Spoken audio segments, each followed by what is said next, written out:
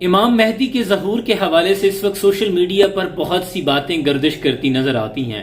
India اور پاکستان میں اور دوسرے اسلامی ممالک میں آئے روز امام مہدی ہونے کا کوئی نہ کوئی دعویٰ سامنے آتا رہتا ہے، لیکن احادیث کی روشنی میں اور تابعین کے اقوال سے ہمیں جو امام مہدی کی واضح نشانیاں ملتی ہیں ان میں سے چند ایک میں آپ کی گوش گزار کرنا چاہتا ہوں تاکہ امام مہدی کے حوالے سے آپ کا کانسیپٹ کلیئر ہو جائے۔ امام مہدی کے بارے میں عبداللہ ابن مسعود رضی اللہ تعالی عنہ سے روایت ہے کہ حضور اکرم صلی اللہ علیہ وسلم نے فرمایا کہ قیامت تب تک قائم نہیں ہوگی جب تک میری اہل بیت میں سے کوئی آ کر پوری عرب پر حکمرانی نہیں کرے گا اور اس کا نام میرے نام پر محمد ہوگا اور اس کی سیرت میری سیرت کے مطابق ہوگی اور اس کی طبیعت میں سخاوت اور لوگوں کے ساتھ خوش اخلاقی اور رحم دلی عروج پر ہوگی۔ ام سلمہ رضی اللہ تعالی عنہا روایت کرتی ہیں کہ حضور نے فرمایا کہ مہدی حق ہے، اس کا ظہور حق ہے، وہ ضرور آئے گا،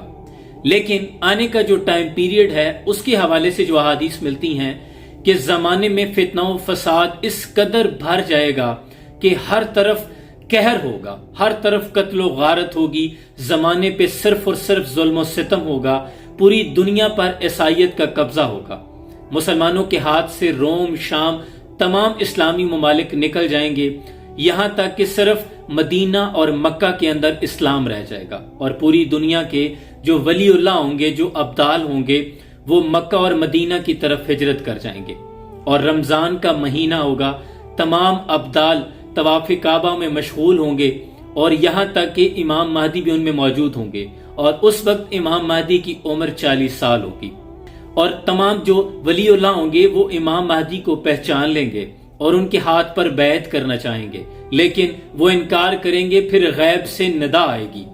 کہ یہ میرے خلیفہ امام مہدی ہیں، ان کے ہاتھ پر بیعت کرو اور ان کی اتباع کرو، پھر وہ تمام ولی اللہ کو لے کر شام کی طرف دجال کے مقابلے کے لیے نکل آئیں گی۔ اور واضح نشانیوں میں سے یہ نشانیاں بھی ہیں کہ امام مہدی جب چلیں گے تو ان کے سر پر ایک بادل کا ٹکڑا ہوگا جس میں سے ندا دینے والا یہ ندا کرے گا کہ یہ اللہ کے خلیفہ ہیں، ان کی اتباع کرو، اور ان کے دور کے اندر ایک خشک لکڑی کو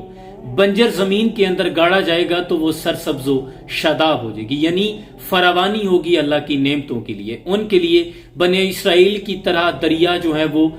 راستہ چھوڑ دیا کریں گے، اور نشانی طلب کرنے والا اگر ان سے کوئی نشانی طلب کرے گا تو وہ ہوا میں اڑتے پرندوں کو اشارہ کریں گے تو ان کے ہاتھ پر آ بیٹھے گا، لیکن وہ پھر ان سارے ظلم و ستم کے خلاف جنگ کریں گے، اور اتنی فراوانی ہوگی کہ آسمان سے اتنی بارش برسے گی کہ زمین اجناس سے بھر جائے گی، اشیاء خوردونوش اتنے زیادہ ہوں گے کہ کوئی بھی شخص کوئی بھی مال طلب کرنے والا نہیں ہوگا، لوگوں کے پاس اس قدر مال و ثروت ہو جائے گا، یہاں تک کہ امام مہدی کا خزانچی اعلان کرے گا کہ کسی کو کچھ مال چاہیے تو ہمارے پاس آ جائے،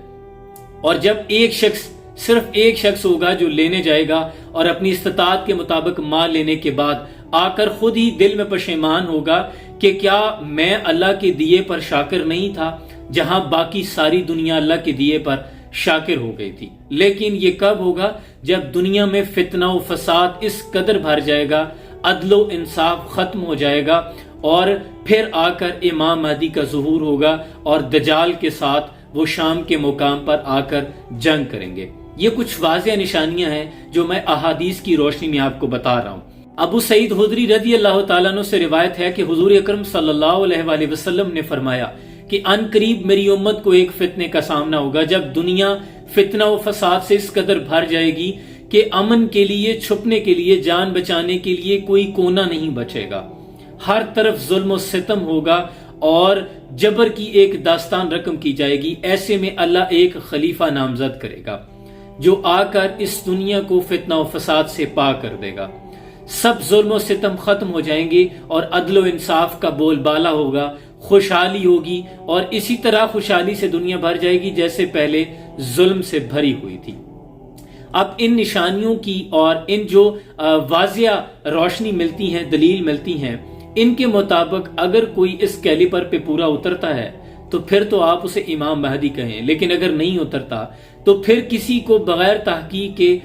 میں سمجھتا ہوں کہ امام مہدی مان لینا یہ بھی ایک طرح کا بہت بڑا فتنہ ہوگا، اور ہمیں اپنے ایمان کو پختہ کرنے کی ضرورت ہے۔ بلکہ میں نے یہاں تک پڑھا ہے، ایک احادیث میں آتا ہے کہ ایک روز صحابہ بیٹھے مسیح الدجال کا ذکر کر رہے تھے کہ اتنے میں حضور اکرم صلی اللہ علیہ وآلہ وسلم تشریف لے آئے، اور آ کر حضور نے فرمایا کہ میں تمہیں مسیح الدجال سے زیادہ خوفناک چیز نہ بتاؤں؟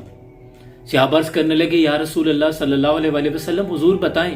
پھر حضور نے فرمایا کہ نماز کو اس لیے اچھا پڑھنا، بہتر کر کے پڑھنا کہ کوئی مجھے دیکھ رہا ہے، یعنی ریاکاری کرنا یہ مسیح الدجال سے بھی زیادہ امپورٹنٹ ہے۔ تو کیا ہماری زندگیوں میں اعمال کے اندر ہمیں خشوع اور خضوع حاصل ہے؟ کیا ہماری بنیادی ضروریات جو دین کی ہیں وہ پوری ہو رہی ہیں؟ ہمارے پاس تو اپنی زندگی ہے اس کو بہتر کرنے میں اتنا وقت چاہیے کہ مسیح الدجال کا ذکر کرنے کے لیے فرصت نہیں ہونی چاہیے۔